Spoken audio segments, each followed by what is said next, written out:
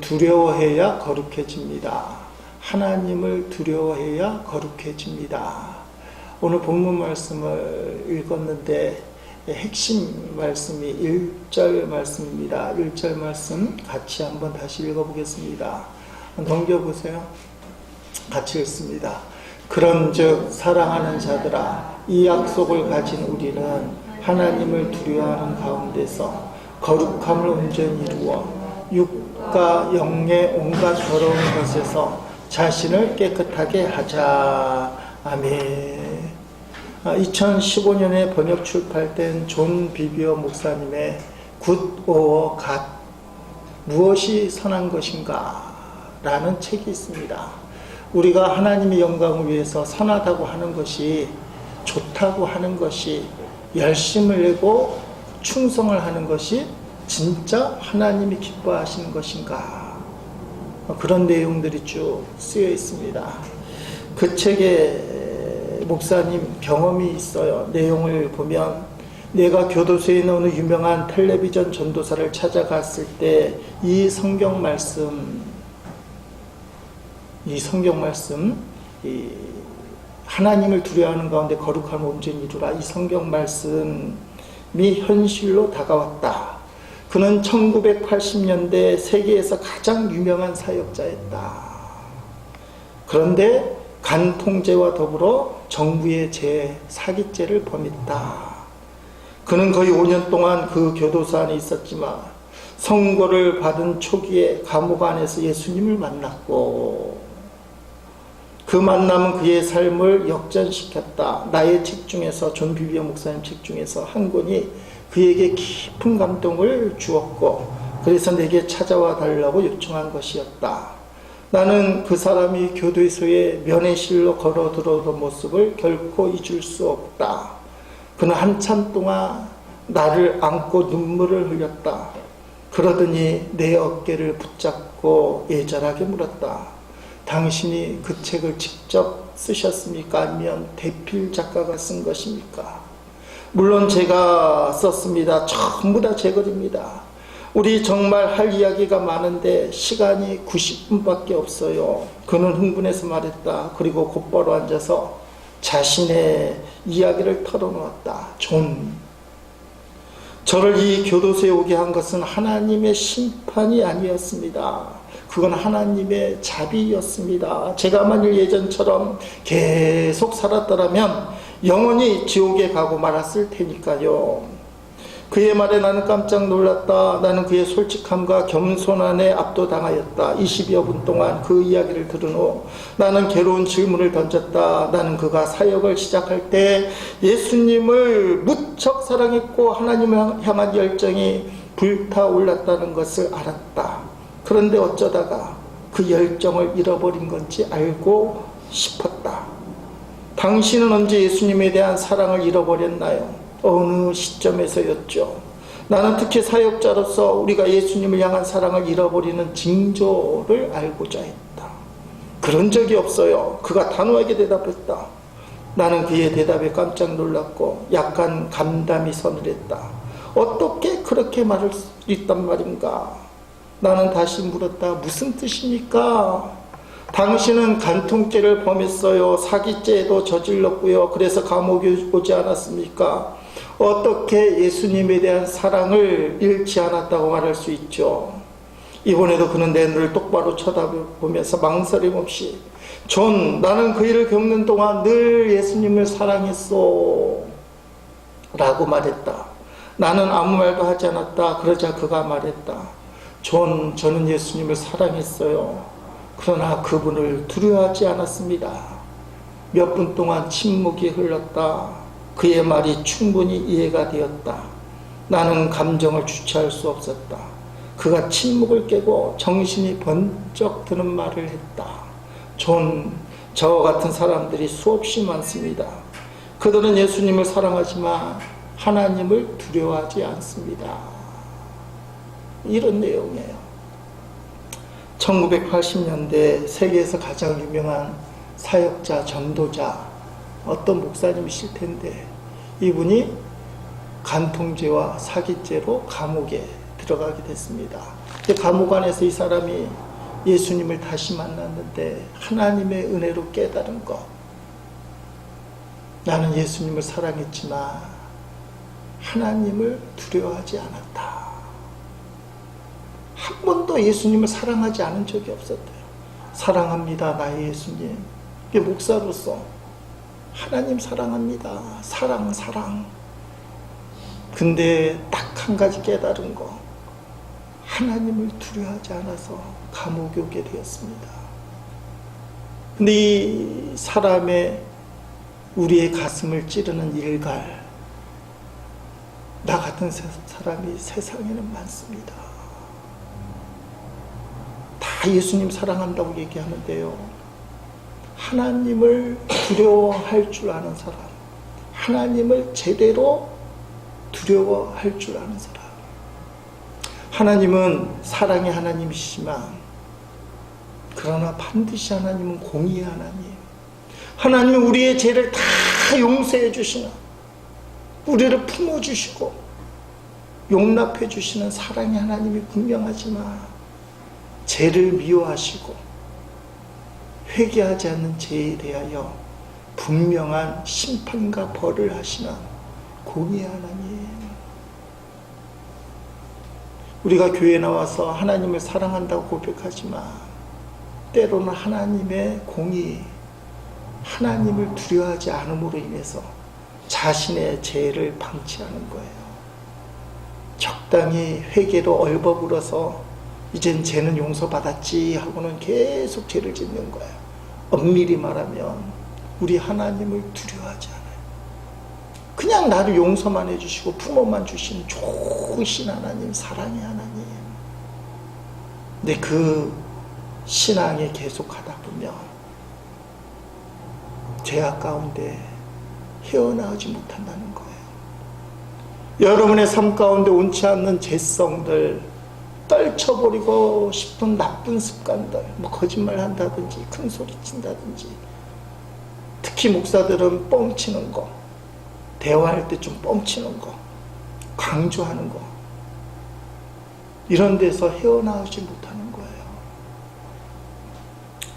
오늘 말씀은 하나님에 대한 두려움이 있어야 된다. 하나님에 대한 두려움이 있어야 된다. 그 근거가 뭐냐? 첫째, 하나님을 두려워하는 것이 하나님이 기뻐하신다는 거예요. 이 말은 경외라는 단어로 말할 수 있습니다. 히브리서 12장 28절 말씀에 이 말씀이 있습니다. 그러므로 우리가 흔들리지 않는 나라를 받았은 즉 은혜를 받자. 천국에 들어가니까 은혜를 받아야 됩니다. 이로 말미암아 은혜를 받게 되면 은혜의 표현이 경건함과 두려움으로 하나님을 기쁘시게 섬길지니 또는 감사하자. 예배 생활일 수도 있고, 우리가 예배가 끝난 다음에 세상에 나가서 삶을 살아가는 모습일 수도 있는데, 은혜를 받게 되면 이런 모습이 된다는 거예요. 경건함과 두려움으로. 근데 하나님이 이것을 기뻐하신다. 경건함과 두려움으로. 이 말은 경외라고 말씀드릴 수 있습니다. 경건함과 두려움으로. 이 두려움이라는 단어가 공포라는 단어는 아니에요. 하나님이 공포스럽다. 마치 무시무시한 독재자처럼, 우리를 강압적으로 몰아치는 폭군처럼. 그래서 하나님 생각하면 폭군, 독재자, 무섭다, 이런 개념은 아닙니다. 하나님이 경외스럽다는 것은 조심스럽다, 그렇게 얘기할 수 있습니다. 경외라는 것은 공경하면서도 두려워하는 마음.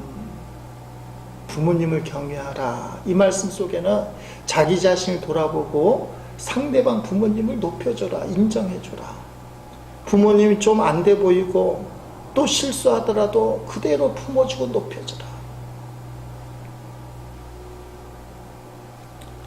자기 자신을 존경하는 상대방 앞에서 낮추고 상대방을 무조건 높여주는 거, 이게 경외라는 거예요.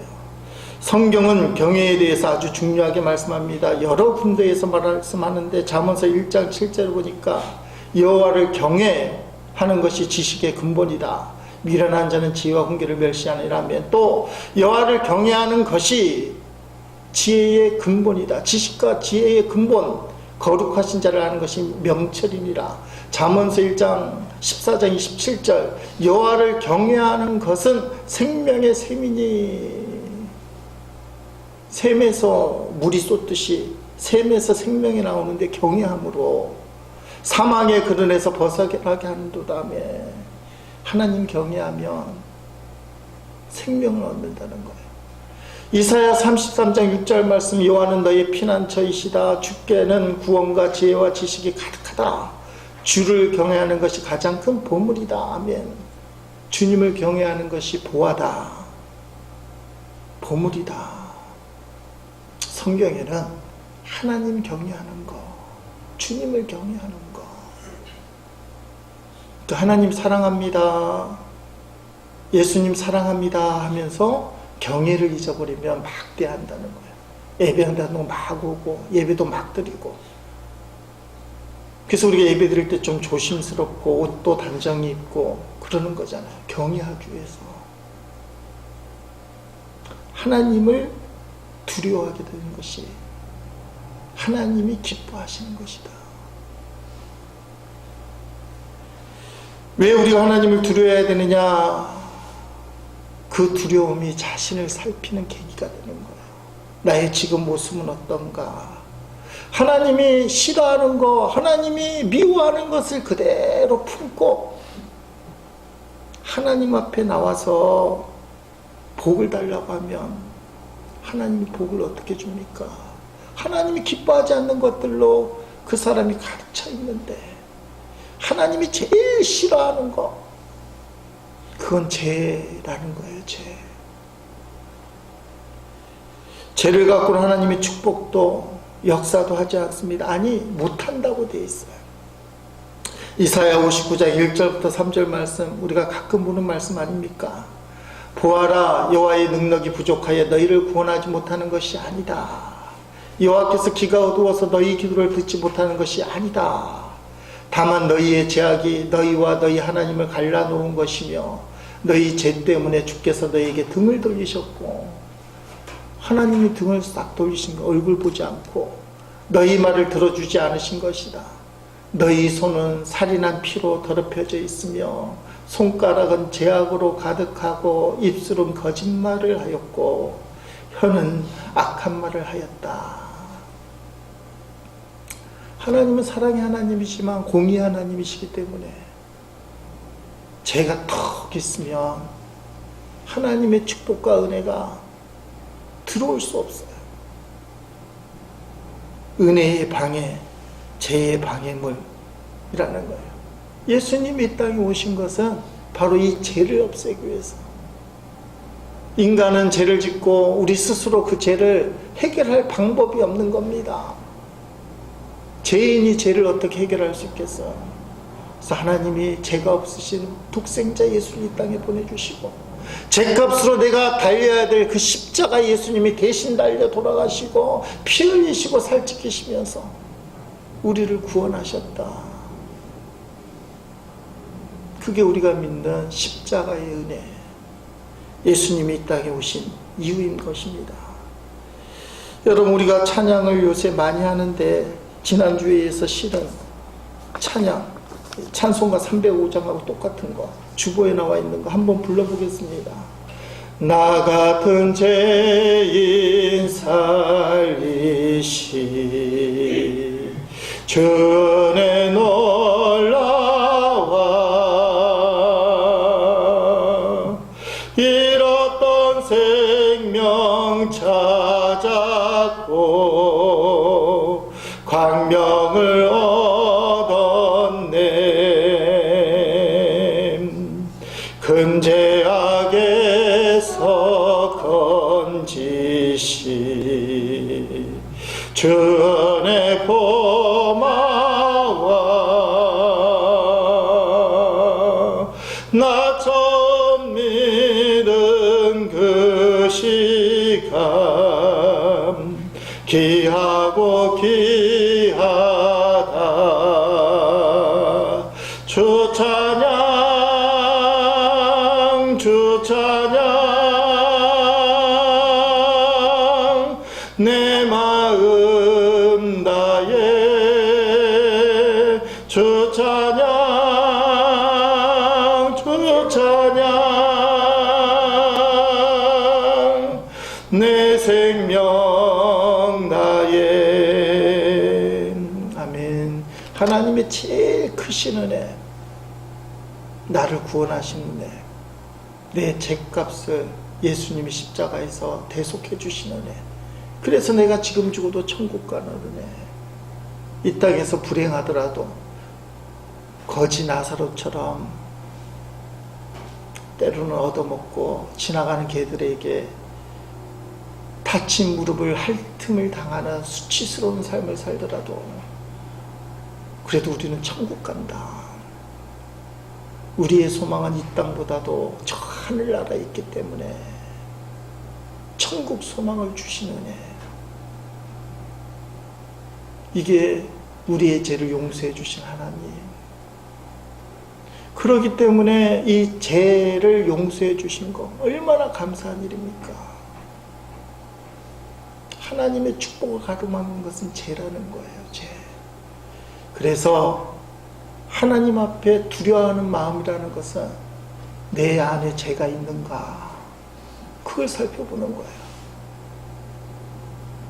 베드로가 예수님을 처음 만난 장면을 우리가 다 기억하고 있습니다. 밤새 고기를 잡았어요. 갈릴리 바다에서. 뼈가 굵은 베드로가 그날따라 한 마리도 잡지 못하고 새벽이 되자 이제 접는 겁니다. 그물을 씻는 거예요. 예수님을 턱하니 만났어요. 근데 예수님이 뜬금없이 깊은 곳에 가서 그물을 내리라. 이게 상식적으로 말이 안 되지만 베드로의 유명한 고백이잖아요. 예수님 처음 만났는데도 말씀에 의지하여 내가 그물을 내리리이다. 그래서 깊은 곳에 가서 씻던 그물을 다시 내렸어요. 고기가 너무너무 많이 잡혀갖고 그물이 찢어졌는데 다른 배까지 불려서 이 두 배가 고기가 가득하더라. 이게 경사, 난리, 축제가 벌어진 겁니다.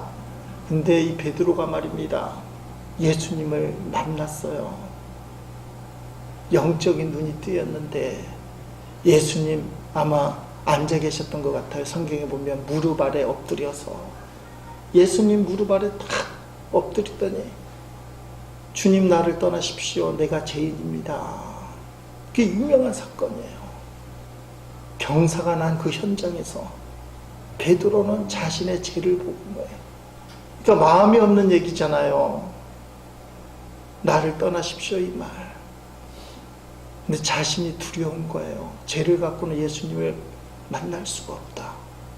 예수님의 반응 유명한 말씀 아닙니까? 누가복음 5장 10절에 보니까 사람들은 기뻐합니다. 세베대의 아들이면서 시몬의 동료 베드로죠. 야고보와 요한도 놀랐습니다. 이렇게 좋은 날에 예수님 앞에 무릎 꿇고 죄인이라고 그러고 예수님이 계속 같이 계셔야 돈을 엄청 벌 텐데 떠나라고 한다니. 근데 예수님이 시몬 베드로에게 말씀하셨습니다. 두려워하지 마라. 이제부터 너는 사람을 낚을 것이다. 아멘. 육의 일만 하는 사람, 영의 일을 하는 사람인데요.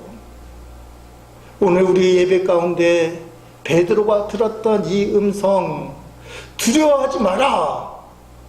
오늘 말씀이 두려워해야 거룩해진 말인데, 거룩해집니다 했는데 두려워하지 마라.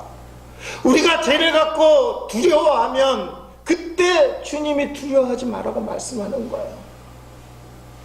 근데 우리 스스로 두려워하지 마라, 두려워하지 마라, 두려워하지 마라. 그까지 죄 뭐 문제겠어. 하나님은 사랑이신데, 하나님은 사랑이신데, 하나님은 시퍼렇게 살아계셔서 입을 딱 다무시고 죄값을 묻기로 작정하셨는데 우리는 셀프 스스로 해결해버려요. 하나님 다 용서해 주셨습니다. 난 하나님 두려워하지 않아요. 하나님 두려워하지 않아요.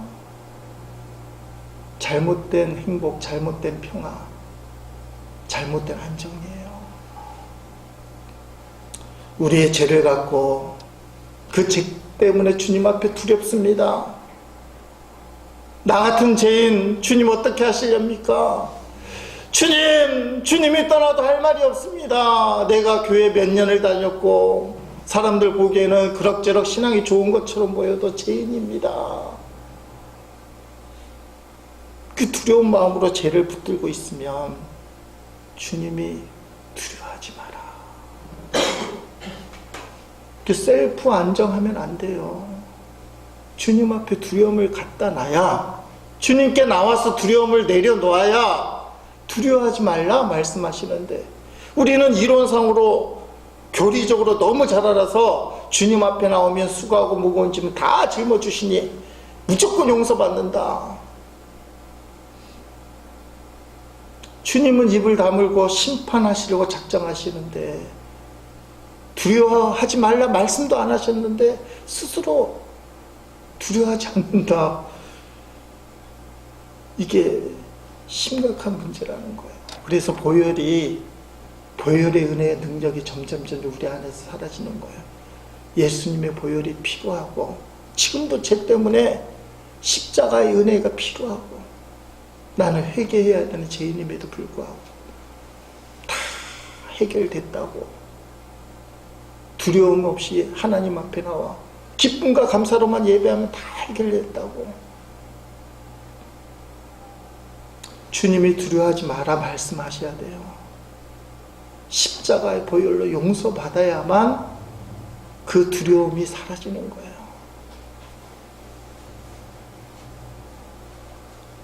언젠가 생님에 있는 기도원에 갔더니 여자 원장님이 목사님이신데 저녁 집회 인도하시고 말씀 선포하신 다음에 기도회를 인도하는데 예수 피, 예수 피, 주의 피, 주의 피, 아주 카랑카랑하게 예수 피, 예수 피, 가끔 가다가 새빨간 피 이런 말 해서 좀 끔찍해. 새빨간 피, 좀 섬찟하기도 하고.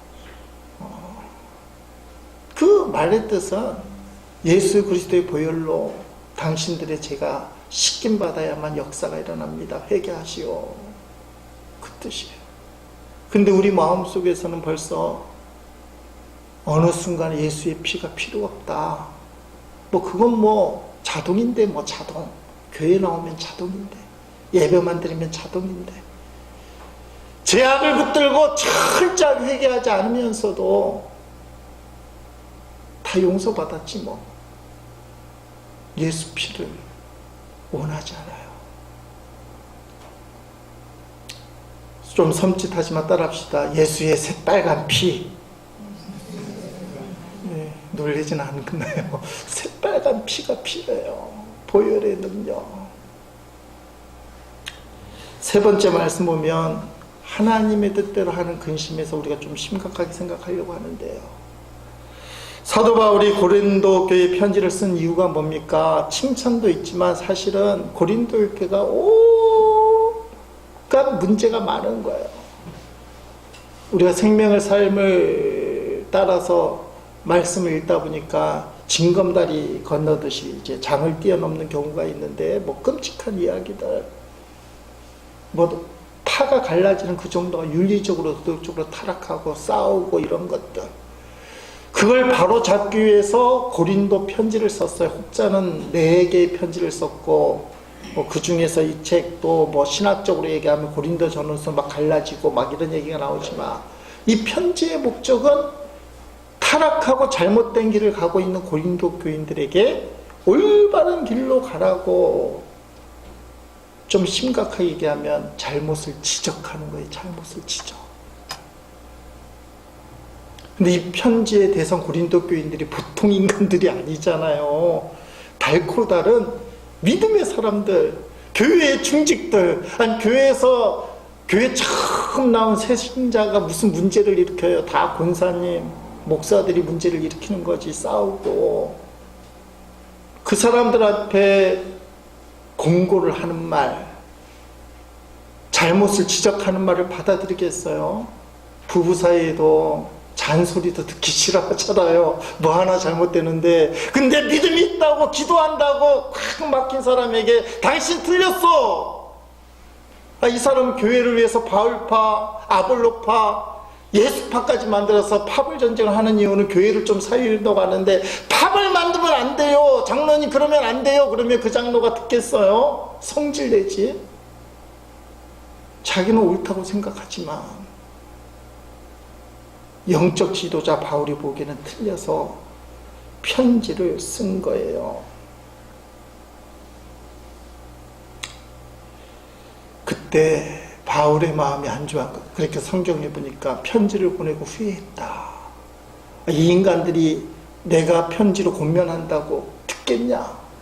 하나님이 쓰라고 해서 쓰긴 했지만 괜히 쓴 거 아니야. 그 와중에는 바울을 미워하는 이야기, 바울 보고 자격이 없다는 이야기, 갈등의 이야기들이 많은데 내 편지를 받아들이겠냐? 고민이 생긴 거예요. 마게도냐에 바울의 일행이 있을 때 고린도에서 답신을 갖고 디도라는 사람이 도착을 했습니다. 5절에 보면 바울의 그 당시에 형편, 육체가 편하지 못하였고 몸이 안 좋았어요. 뭐 그냥 감기 걸린 정도 갖고 몸이 안 좋다 이렇게 안 쓸 거야. 큰 병이, 괴로움이, 육체의 불편함이 있었고 사방으로 환난을 당하고 밖으로는 다툼이요 안으로는 두려움이 있었다고 기록하고 있어요. 사면초가예요. 안팎이 다 지겹고 고생스럽고 하기 싫어요. 아니, 사도 바울도 믿음의 사람이고 하나님의 위대한 종인데 짜증났다는 말을 다르게 표현한 거예요. 사방으로 환난당하고 밖으로는 다툼이요 안으로는 두렵고 몸은 불편하고 이게 짜증이에요. 짜증에 확 사로잡힐 때 기도가 왔다는 겁니다. 근데 그게 위로가 되었다. 좀 길긴 하지만 7절부터 9절까지 말씀 보면 본문 말씀, 그가 온 것뿐 아니요 오직 그가 너희에게 받은 그 위로로 위로하고, 기도가 고린도 교회의 바울의 그 공고 심하게 얘기하면 지적진, 니네들 틀렸다 그 말을 듣고는 오히려 그걸 받아들였다. 기도가 그걸 위로로 받아요. 너희의 사모함과 애통함과 나를 위하여 열심히 있는 것을 우리에게 보고함으로. 바울이 갈등하고 걱정했잖아요. 삐지면 어쩔까, 더 악화되면 어쩔까. 근데 그들이 돌아서서 사도 바울을 사랑하고 애통하고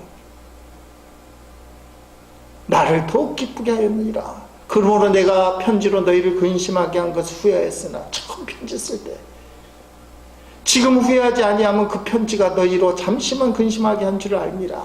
내가 지금 기뻐하면 너희로 근심하게 한 까닭이 아니요 이 편지 때문에 도리어 너희가 근심함으로 회개하여 이른 까닭이라. 너희가 하나님의 뜻대로 근심하게 된 것은 우리에게서 아무 해도 받지 않게 하려 함이라. 이 말씀은 무거운 말씀인데 잘 들어야 되는 말이에요. 여러분의 잘못을 지적하는 영적 지도자의 그 말을 들을 귀가 열렸느냐. 깨놓고 얘기하면 중직들이 교회를 옮기는 이유는 간단해요. 충고가 듣기 싫어서. 그게 여러 가지로 포장이 돼서 하는 말이에요. 어느 목사가 강단에서 양을 내리칩니까?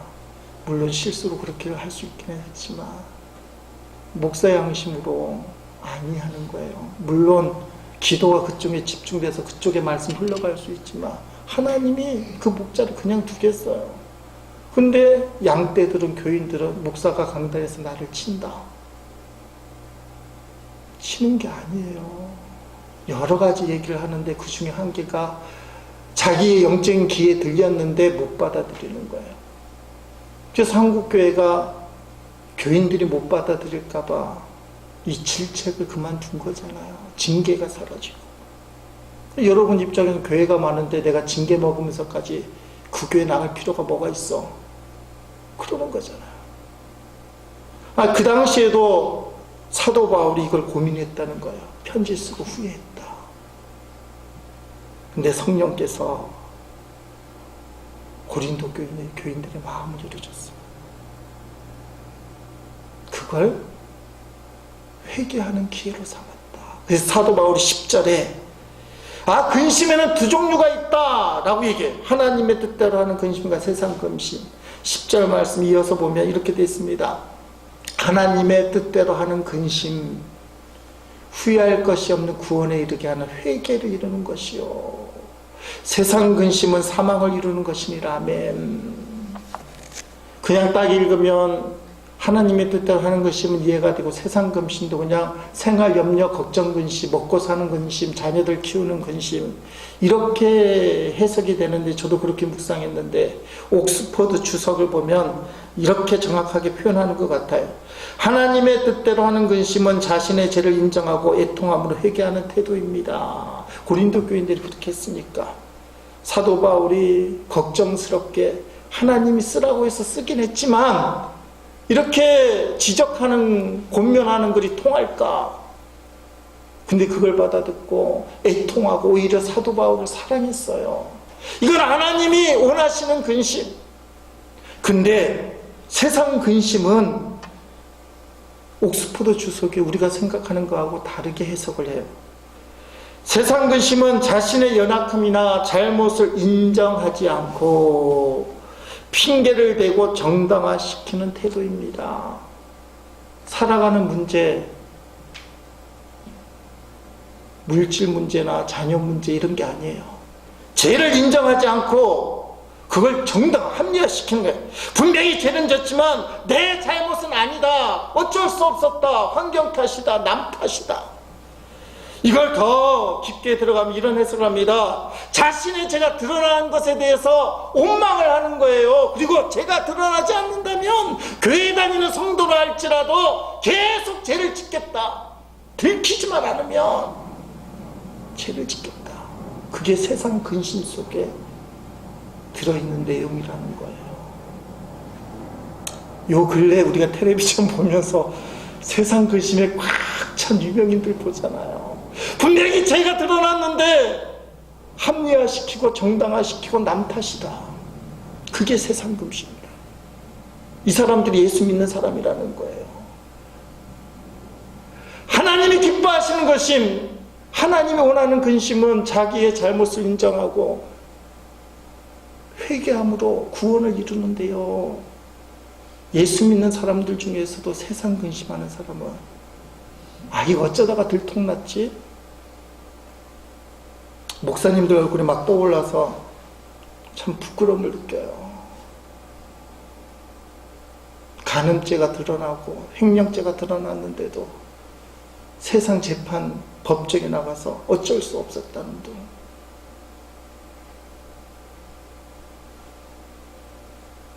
여러분, 지금 우리 상황도 마찬가지예요.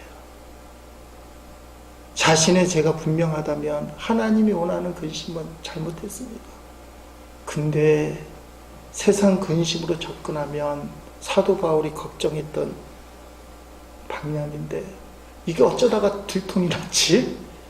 이게 안 들켜야 되는 건데. 그래서 자기를 정당화시키고 합리화시켜요. 빠져나갈 구멍을 찾고. 그리고 그 속셈이 뭐냐? 들키지만 않으면 계속해서 죄를 지을 건데, 들키지만 않으면 계속해서 쾌락을 느낄 수 있었는데, 들키지만 않으면 계속해서 잘못된 방법이지만 돈을 모을 수 있을 텐데, 들키지만 않으면.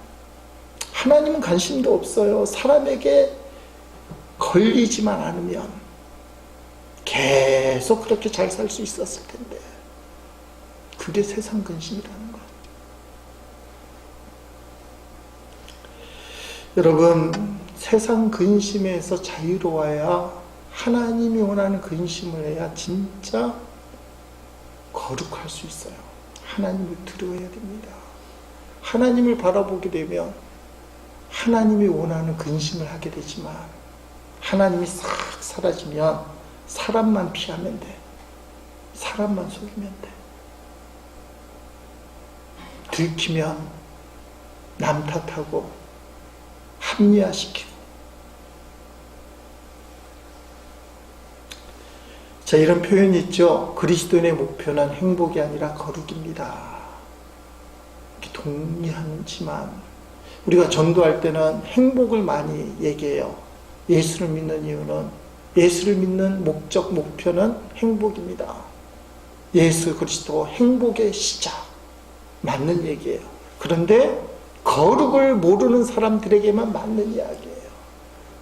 예수 믿는 성도가 죄악을 품은 채 하나님이 원하지 않는 걸 품은 채 어떻게 행복할 수 있습니까? 말이 안 되는 거예요.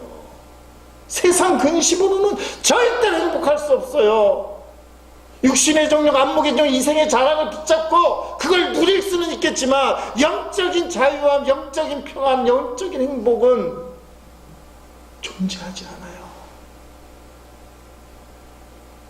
불신자들, 예수를 믿더라도 성숙되지 못하고 거룩에 대한 개념이 없는 사람은 잘 먹고 잘 사는 게 목적이 예수님 믿는 목적이라고 얘기하지만 예수님을 믿기 시작하고 성숙해지면 세상의 행복이 목적이 아니라 거룩해야만 진짜 행복할 수 있다. 그리스도의 목표는 행복이 아니라 그래서 거룩이다. 행복은 예수님 믿고 따라오는 그림자요 결과물이다. 그건 따라오는 거지 목표가 될 수 없다. 우리의 신앙의 목표는 거룩합니다. 거룩하면 어떻게 가능하냐? 오늘 설교 제목이에요. 하나님을 두려워해야 거룩해집니다.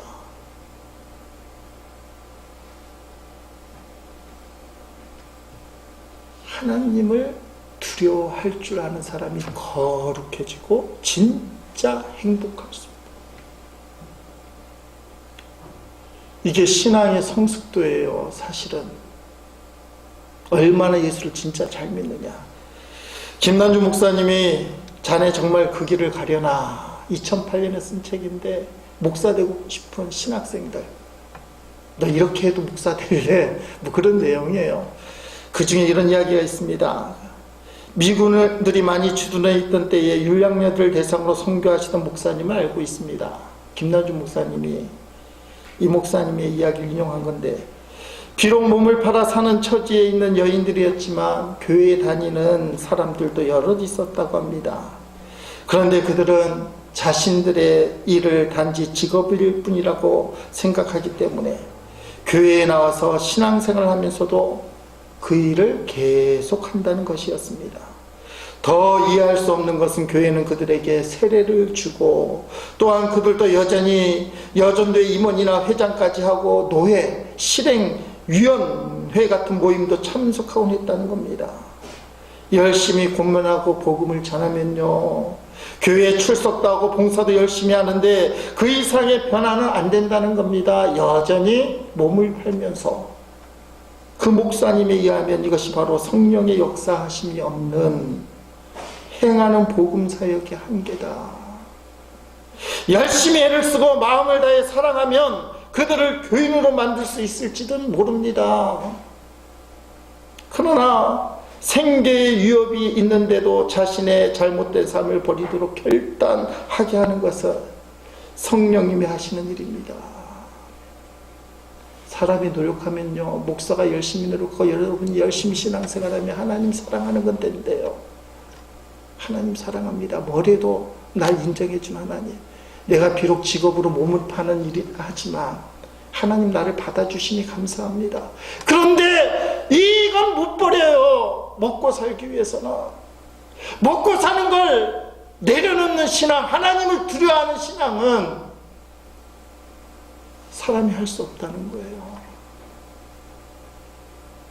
하나님 사랑한다는 신앙 안에서는 몸을 팔면서도 교회 일도 하고 봉사까지 하고 다 할 수 있지만 진짜 하나님이 싫어하는 그거를 생계를 포기하면서까지 내려놓는 일은 오늘 말씀에 적용하면 두려워하는 일은 사람이 할 수 없어요. 오늘 설교 말씀을 듣는 저와 여러분도 마찬가지. 여러분의 근간을 흔들게 만드는 그 잘못된 것을 내려놓는 일은 내가 할 수 없어요. 그 신앙이 진짜 신앙이 어느 신앙이냐? 사랑합니다의 신앙으로는 안 된다는 거예요. 삶이 진짜 바뀌지 않는다는 거예요. 하나님을 두려워할 줄 아는 신앙에 들어가면 그때 성령께서 역사하셔서 변화가 일어나요. 하나님을 사랑해야 됩니다. 이건 분명한 사실이에요. 그 은혜가 너무 감사하고 감격하고 사랑합니다 고백해야 돼요. 근데 거기서만 머물면 진정한 복음의 능력, 하나님의 진정한 사랑을 몰라요. 그럭저럭 적당히 사는 신앙. 주님을 사랑합시다. 그러나 두려워할 줄 아는 믿음을 가집시다. 세상 근심에 연연하지 말고 하나님이 원하시는 근심, 그 근심을 해야 됩니다. 제1의 식구 여러분, 하나님을 두려움으로 경건한 삶, 거룩한 삶을 살 줄 아는, 그래서 진짜 삶이 변화되는 우리 모두가 될 수 있기를 주의 이름으로 축복합니다.